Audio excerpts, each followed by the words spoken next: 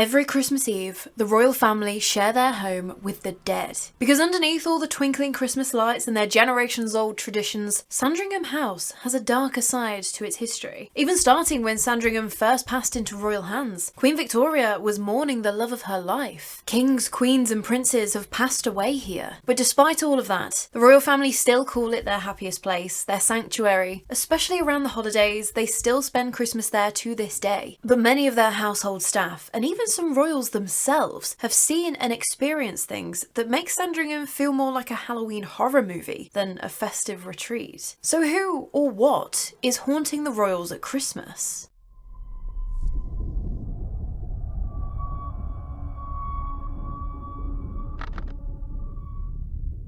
So even before the royals got involved, Sandringham has been knocking about in one form or another for ages. It appears in the Domesday Book in 1086 after the land was granted to a Norman knight, Robert Fitzcorban, as a little cheers for helping with the conquest gift. It was originally listed as Sant Dersingham, basically the sandy bit of Dersingham, which is still the parish name nowadays. But thankfully, the house name got shortened to Sandringham.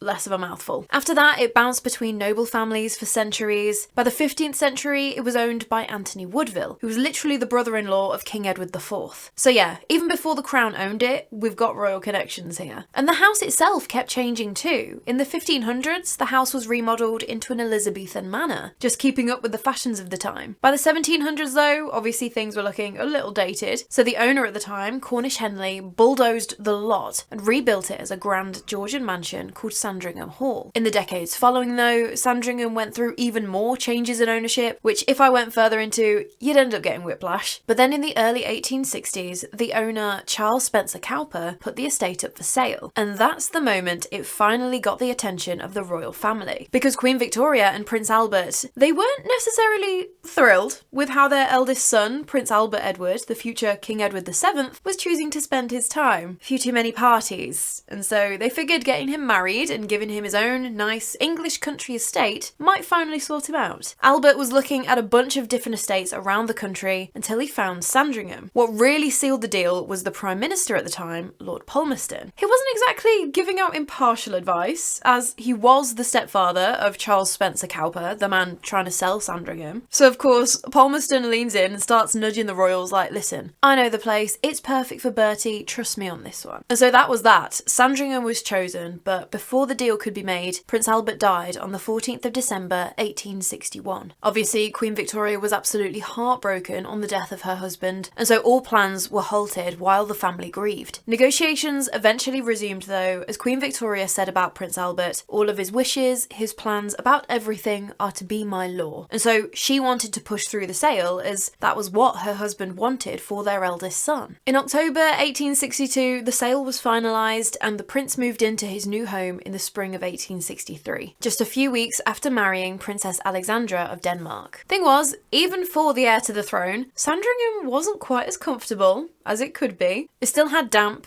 and it could be freezing cold with the winds whipping in, so that probably didn't help when Alexandra fell seriously ill during her third pregnancy in 1867, developing rheumatic fever that left her with a permanent limp for the rest of her life. And yet, despite all of that, they both absolutely adored the place. I do find it quite funny that instead of Sandringham straightening Bertie out like his mum and dad wanted, he was like, oh, no, the problem isn't me. The problem is that this house isn't nearly big enough for all of the partying that I want to do. And so he brought on the architect Albert Jenkins Humbert, who designed and oversaw the construction of a completely new house, the one that we can still see today. But just to kind of highlight how seriously the prince took his entertaining, he had all of the clocks on the estate set to half an hour ahead, from October to February, and it was known as Sandringham time, just so that they could get an extra spot of daylight in for the shooting season. But it wasn't all just Edward reshaping Sandringham around his own social life. Alexandra had her own world on the estate too, and at the centre of it was her obsession with animals, especially dogs. At one point, she kept over 100 of them, just living out my dream life. Edward eventually became king in 1901, and he kept Sandringham as his happy place until he died in 1910. Queen Alexandra stayed there after her husband died. She absolutely adored the big house, and even when her son, George V, became king, she still didn't move out. At one point, someone suggested that maybe the king should live in the main house instead, and George just flat out refused. He said, "It's my mother's home, my father built it for her." And so that was it. Alexandra stayed put, while King George, his wife Queen Mary, and their growing family made do with the much smaller York cottage on the estate. Smaller, of course, being relative.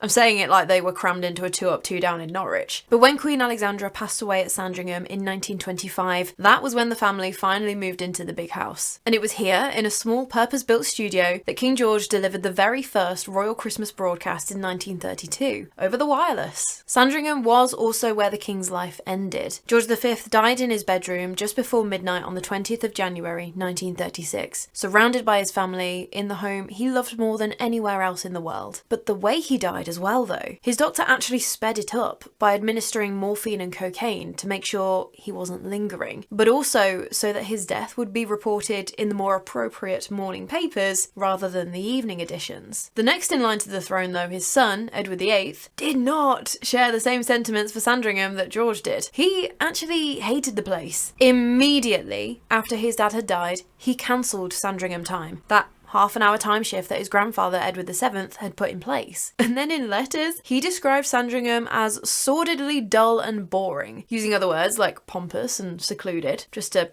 give you an idea of where his head was at. And Edward actually only spent one more night at Sandringham during his short reign, when he brought Wallace Simpson for a shooting party, but then basically never came back, and within 2 months of that visit, he'd abdicated the throne. But his brother, George VI, adored Sandringham every bit as much as their father had. He wrote that he had always been happy here and that he loved the place. But just like his father, George VI also died at Sandringham, the second reigning monarch to pass away within those walls. And his death, in particular, will become important later. After his daughter, Queen Elizabeth II, took to the throne, Sandringham remained a core part of royal family life. And she even made broadcasting history here too, giving the first ever televised Christmas speech from the estate in 1957. It wasn't all just work for her though, she still used the estate for her passions too. Some of her most successful racehorses have come from the Sandringham stud, and she even ran a gun dog breeding programme here. So she wasn't all just about the corgis, she was particularly fond of black Labradors too. And so that's why, if you wander around a particular corner of the estate that the public does actually have access to, you'll see little headstones for corgis and little plaques for gun dogs in the Sandringham Pet Cemetery. The cemetery was first created by Queen Victoria when her beloved collie called Noble died on the 18th of September 1887. Queen Alexandra buried a lot of her pups here too, but Queen Elizabeth later rested some of her corgis and also gun dogs, and now you can just see their little headstones or their little plaques on the wall. Something else I didn't actually know about Sandringham though was that in the 1960s there were plans to demolish the entire house and rebuild it again, but thankfully that didn't happen. Instead, in the 70s, to celebrate the Queen's Silver Jubilee, Sandringham House was opened up to the public, so us common folk can go and have a nosy at where the royals spend their Christmases. Now that King Charles is on the throne, as far as I can see, the family's Christmas traditions remain largely unchanged. The whole thing kicks off with the weirdest royal tradition of them all. Everyone gets weighed. Yeah, on arrival, and again when they leave. Which might sound like some humiliating hazing ritual or something. Thank you, 90s diet culture. But actually, it's got a nice reason behind it. Edward VII was gifted a jockey's weighing stool, and he used it to check that his guests were being properly fed while they were staying over. If your number didn't go up, it meant the kitchen wasn't doing its job. But that's carried on to this day, and even to Christmases now, once everyone's been booked in and weighed up, presents are opened on Christmas Eve around the tree, which was a German tradition from Queen Victoria's side that they've carried on. And then it's straight into cocktails, where the martinis are apparently lethal, and a black tie dinner. Christmas Day, you'd better not be nursing a hangover after those martinis, because the royals walk to St Mary Magdalene Church for Christmas service, where all of those paparazzi photos come from. But then afterwards, back at the house, everyone files into the dining room in strict order of seniority for Christmas dinner. The head chef comes in and carves the Christmas turkey, but apparently, just like homes up and down the country, crackers get pulled, the bad cracker jokes get grumbled about, and even the paper hats go on, except the king, obviously. He already has enough crowns. You can almost almost hear Wizard wishing it was Christmas every day, can't you? And then on Boxing Day, they all head out for the pheasant shoot because it is Sandringham and nothing says Christmas like stomping around Norfolk with your Rellies carrying shotguns, right? But once the holidays are over and everyone's been suitably weighed and said goodbye to, the late Queen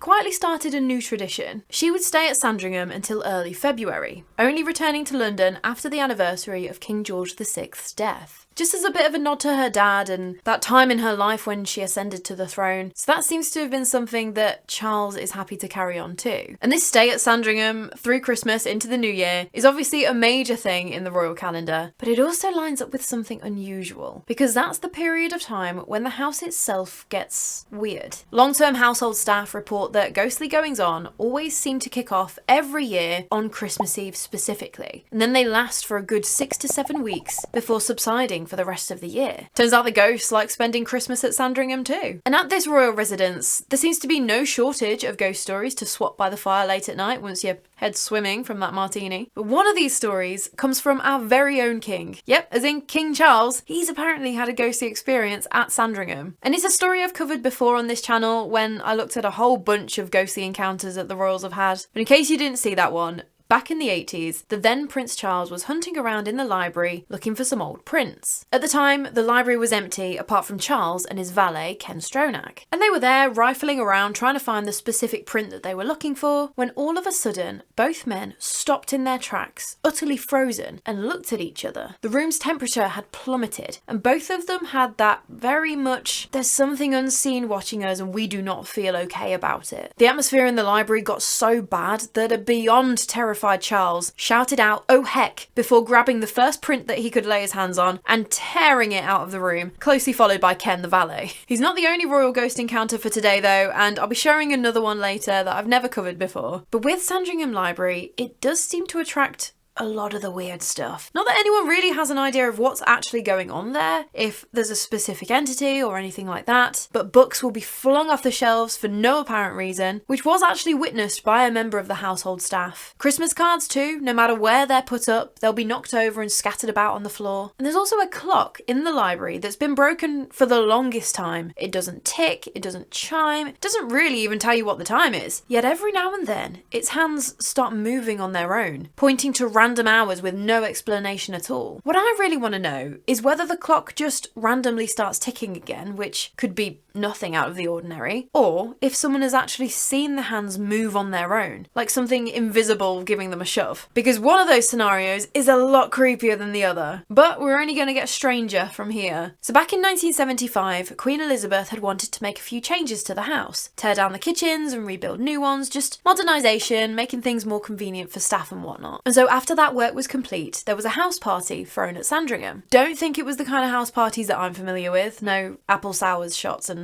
Cards Against Humanity. But anyway, one of the guests who attended this party was allocated a bedroom, which previously had never had any complaints of anything paranormal going on in there, which, as you'll soon come to know about Sandringham, definitely was a thing that you might want to clarify beforehand. But after the partying was done and the woman retired to her bedroom for the night, she just had the absolute worst time getting to sleep. It's one of those nights, tossing and turning, it wasn't happening. As she lay there in bed, she started to notice that the bedroom itself was getting brighter. There was a very slight glow in the room. She could see more than she thought that she should have been able to. Okay, maybe it's more towards sunrise than she thought, and so she looked over at the clock to see 2 a.m. Certainly not the sort of time when your bedroom starts getting brighter for morning. But she didn't have too long to puzzle over this, as what happened next had her sitting bolt upright and staring, wondering what on earth was going on, because she watched as the door to her bedroom slowly creaked open and in walked a young boy, carrying what looked to be a long pole. But that was all she could see, couldn't really make out much more in the faint glow of the room. But she just watched in completely shocked silence as this little boy went around the room, raising the pole up the wall every few steps. And as he was doing this, the room was getting a little bit darker each time, almost as if he was snuffing out the candles that the woman couldn't see. They weren't there, but they must have been lighting the room giving off that faint glow. And really, the detail that gets me is the job he's doing, because that absolutely would have been something that a young boy employed as a page would have done. Lighting the candles at dusk and then extinguishing them using a snuffer when everyone was about to go to sleep. But also, Sandringham didn't get electricity until later on in the 19th century, after the latest iteration of the house, so there would have been a time in that particular version of the house's history where that would have been a nightly job. Once the woman was left in the darkness again though, she said that she never felt scared or anything like that, more just curious about what she'd actually just seen. And I mean, yeah, fair enough, that is a whole other ritual compared to just flicking off a light switch, isn't it? I just thought that was such an interesting story where these candles that were part of the manifestation were actually lighting up the room until the little boy came and snuffed them out. But while we don't know specifically who this young boy was in life, there is another member of Sandringham's household staff who is still showing up for work after death. Because during the Christmas season in 1996, when staff members were busy tending to the royal family during their stay, one footman called Sean Croasdale popped down into the wine cellar to grab more wine for the evening meal. He grabbed the bottles that he needed and turned to head back up the stairs, only to find a man had appeared right in front of him. Another staff member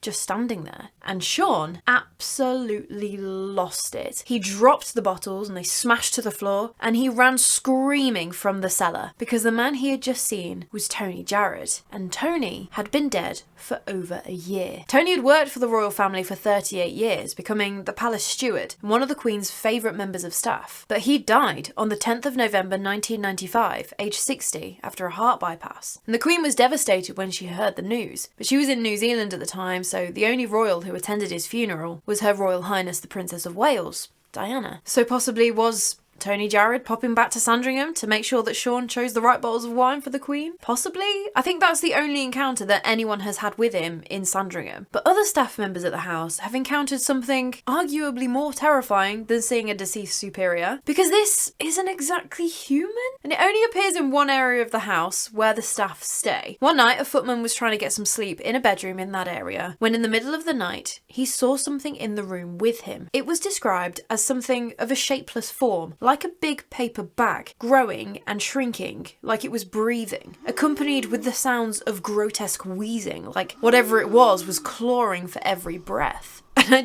I don't even know where to begin with that one. What? But this thing has also been seen in the corridor that bedroom opens onto. Sometimes it's described as that paper bag, and other times like a pulsating lung. I can hand on heart say that is the most unique thing I have come across so far in my time researching these stories, by quite a fair stretch. But it has left some staff members so terrified that some refuse to go near that corridor alone. Yeah, totally fair enough. I don't think I'd want to come face to face with a massive ghostly respiratory organ either, I guess. But there's one other room in Sandringham House that had a ghostly reputation, and the reason why is pretty poignant. Because for a while it was known as the haunted bedroom, another place where staff hated working alone. And a lot of people reported that whenever you entered this particular room, you instantly felt like you were being watched. The room itself just felt restless, like not quite right. And this room was where King George VI, Queen Elizabeth's dad, died in his sleep,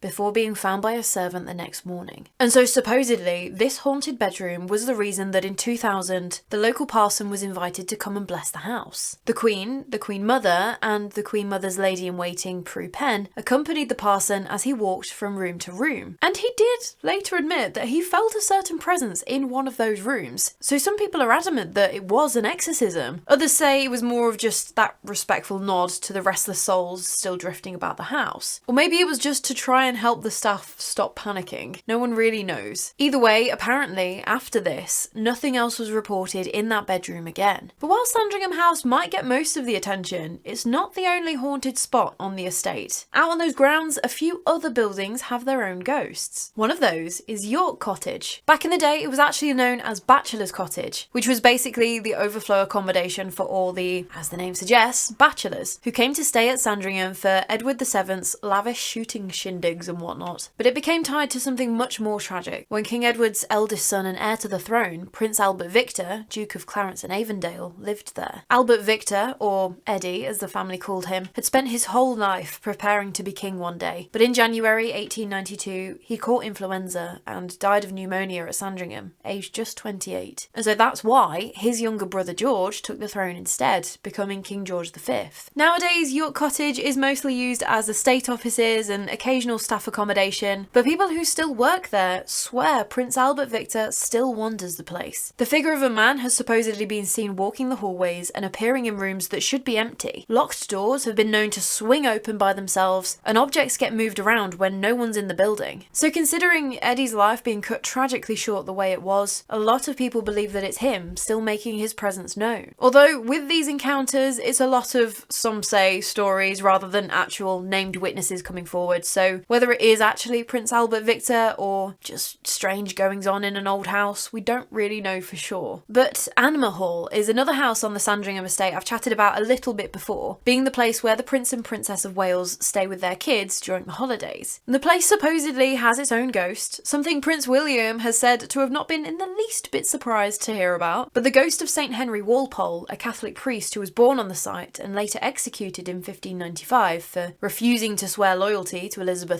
I, he seems to have now come back in death, as he's been seen strolling through the house and out in the garden. But there is also one other ghost here, and it's my favourite kind of story. It's a ghost animal. People have reported seeing a spectral dog racing about the grounds, sometimes accompanied by the sound of paws skittering across gravel, or strangely, the sounds of chains rattling behind him. And the belief is that maybe it's the ghost of a lost hunting dog still tearing about the estate like he never left. I mean, we do have a lot of pets buried in the cemetery, but also I think that's closer to the main house than Anmer. But anyway, if you go a little south of Sandringham House itself, there used to be a royal residence with another ghost of its own at Appleton House. It was a smaller property on the estate, home to one of King Edward VII's daughters, Maud of Wales, who would later go on to become Queen Maud of Norway in the early 20th century. And her son, the future King Olaf V of Norway, was actually born right here in Appleton House in 1903. The area itself has a much older history though, as archaeologists did find the remains of an old Roman villa near the farmhouse, so people have been living on that land for a very long time. And maybe it was one of those who decided they didn't want to leave when their time came, because there's a very old story that says that Appleton House was haunted by the ghost of a woman. Although that's all we've got, no encounters recorded or anything like that, but the haunting apparently went on for years until King Edward VII ordered parts of the house to be rebuilt. During that remodelling, the old gateway and a dovecote, one of those structures that houses your doves and your pigeons, were demolished. And according to people at the time, the ghost completely disappeared after that. Just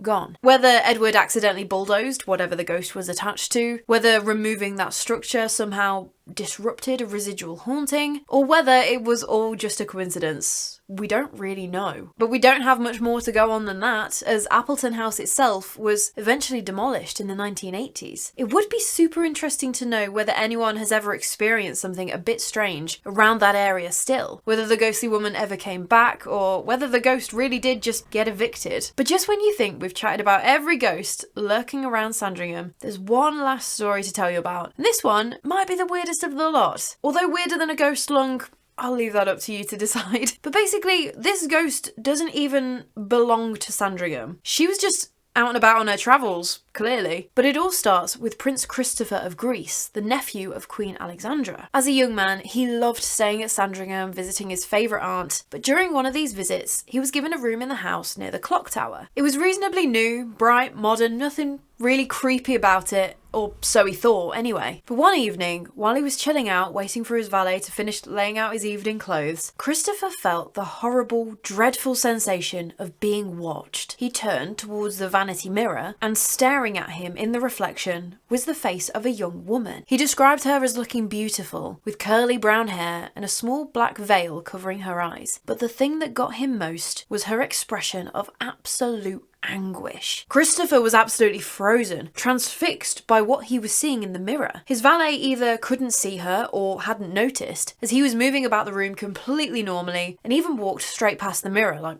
nothing was wrong. Christopher tried to scream, to shout for help, but he just couldn't move, couldn't even tear his gaze away from this woman's face. But then, just as suddenly as she'd appeared, the woman vanished. Okay. Later on that evening at dinner, he told his sister, Princess Maria of Greece, and his cousin, Princess Victoria, as both of them were staying at Sandringham with him. But they didn't quite see it as creepy as he did, and they ended up teasing him about ghosts all evening. Oh yes, well done, Christopher seeing a ghost, very creepy. That was until the next day, because Queen organised a little outing to the nearby Houghton Hall, home of the Cholmondeley family. As Christopher wondered about the house, Maria and Victoria came rushing back to him, looking absolutely terrified, saying that they'd found a portrait of a woman who exactly matched the description of Christopher's ghost. They dragged him into a gallery and shoved him in front of the portrait, and the colour drained from his face. Because it was her, the very same woman from the mirror he'd seen the night before. Same dress, same curly brown hair, same face. They questioned the guide who was showing them around, but she clearly didn't want to go there. She tried to brush it off and move the group along, but they were having none of it, and Princess Victoria pressed her about it. So eventually, a little reluctantly, the guide admitted that the woman in the portrait was believed to be the house's own resident ghost. She's said to have been horribly mistreated by her husband, and she was trapped in a marriage that she couldn't escape from. She'd been desperately trying to seek royal help to get away from him, but she died before anyone could intervene. According to local legend, she still appeared from time to anyone with a close connection to the royal family. As the story went, she hadn't been seen in about 70 years, which is very interesting, because why then did she turn up at Sandringham, a completely different house, 15 minutes away, and why only appear after all of this time? Some books and sources that I came across tried to say that this woman who had appeared to Prince Christopher was Lady Dorothy Walpole, believed to be the infamous Brown Lady of Rainham Hall, which is another country house not a million miles away from Sandringham. But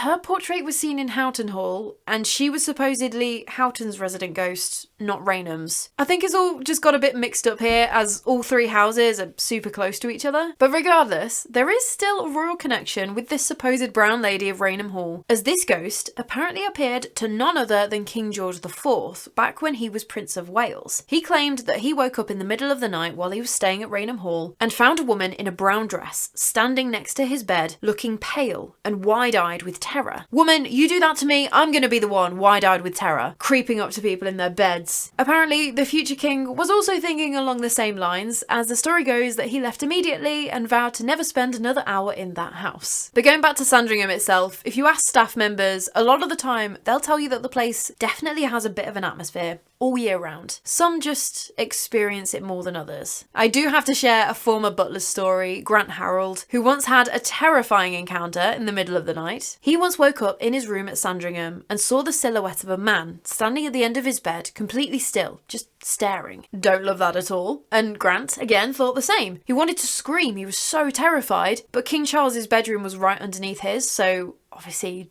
don't want to disturb the boss. He just thought to himself, okay, this is because I'm groggy from just waking up, my old bit of sleep paralysis, something. If I blink, it'll go away. He blinked, it did not go away. And then it started to move. It walked across his room, opened the door and left, even closing the door behind it. Okay, well, now that's just got Grant curious. So he got up and walked into the corridor to see where it had gone. And only then did he realise that it was not a ghost at all. It was one of the kitchen porters, sleepwalking, completely naked. And yeah, to be fair, while not a ghost, that encounter would haunt me too. So every Christmas Eve, while the royal family settle in for their traditions, something else stirs at Sandringham. But maybe that's just what Christmas at Sandringham is. The living and the dead, all showing up like it's tradition. And after going through all of these ghost stories and the history behind them, I do think that something must be going on here. There's centuries of history layered on top of each other, with each iteration of the house, 2 monarchs dying in the same home, an heir to the throne dying young on the estate, not to mention all the generations of energy, the parties, the Christmases, all of it. So yeah, I'd be more shocked if there wasn't something a little weird going on here. But I do absolutely love that the activity seems to ramp up around Christmas time. Maybe it's the additional energy of having the royal family staying there, more staff milling about, or maybe, yeah, it's because there's more people about, more building noises that wouldn't be heard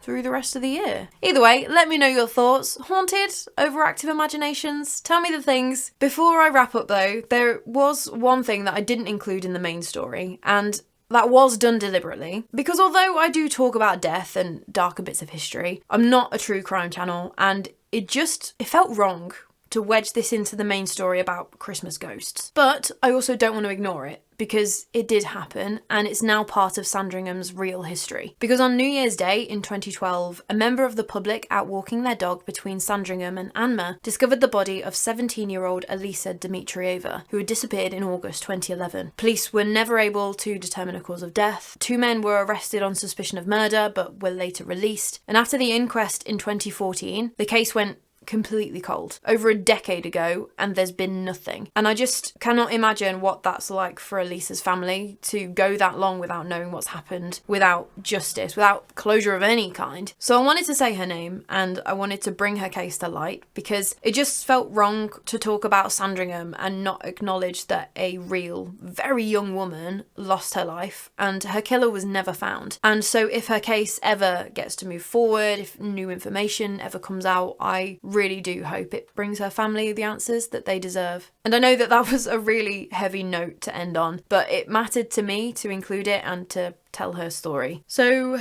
deep breath, and with the least awkward segue I can manage after talking about something so serious, I'll say that if you did enjoy hearing all about Christmas at Sandringham and all of their ghostly guests, please do give the video a like. And if you haven't already, but you like learning about the history behind the ghosts, then maybe you'd like to subscribe for more like this. But anyway, that is all from me today. Go and get a drink of water before you crack the book's fizz and don your own paper crowns. And this is actually my last upload of 2025, and so I just want to say a huge thank you to everyone who continues to enjoy my stories, whether you found me this year, whether you've been watching since the beginning. You're incredible. So thank you for watching and helping me to do this thing that I absolutely love so much. I have so many exciting plans for next year, but if there is somewhere that you're desperate to see me cover, a particular story, anything at all, pop it in the comments and you never know, I could be talking about it soon. I cannot wait to see you again and chat with you more in 2026 about the morbid, mysterious and macabre. So until next year, sleep safe.